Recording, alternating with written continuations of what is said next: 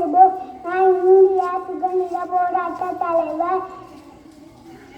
என்னையே காட்சி என்று இந்திய மக்கள் அழைப்பார்கள். ஜெய்ஹிந்த் என்ற ஸ்லோகத்தை முதல் பயன்படுத்தியது நான் தான். நன்றி. அனைவருக்கும் வணக்கம். நான் தான் உங்கள் ஜவஹர்லால் நேரு.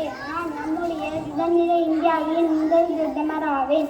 எனக்கு குழந்தைகள் என்றால் மிகவும் பிடிக்கும். நான் ஒரு சுதந்திர போராட்ட தலைவர். எனக்கு ரோஜாப்பூ என்றால் மிகவும் பிடிக்கும். என்னை குழந்தைகள் அன்பாக சசானேவி என்று அழைப்பார்கள். குழந்தைகள் என்னை நேரு மாமா என்று செல்லமாக அழைப்பார்கள். என் பிறநாள் தான் குழந்தைகள் தினமாகும். அனைவருக்கும் இனிய சுதந்திர தினம் நல்வாழ்த்துக்கள். நன்றி, வணக்கம். அனைவருக்கும் வணக்கம். என் பெயர் சுப்பிரமணி பாரதி. நான் சின்னசாமி ஐயா லட்சுமி அம்மாளுக்கு மகனா. டிசம்பர் 11, 1882 பிறந்தேன். தூத்துக்குடி மாவட்டத்தில் உள்ள எட்டயபுரம் நான் பிறந்த ஊராகும். நான் ஒரு கவிஞர். என்னை மகாகவி, தேசிய கவி என்று மக்கள் அழைக்கின்றனர். கண்ணன் பாட்டு, குயில் பாட்டு, பாஞ்சாலி சபதம் ஆகியன என்னுடைய படைப்புகளாகும். மனித நேயம், பெண் முன்னேற்றம் தான் என் கனவுகள். நன்றி.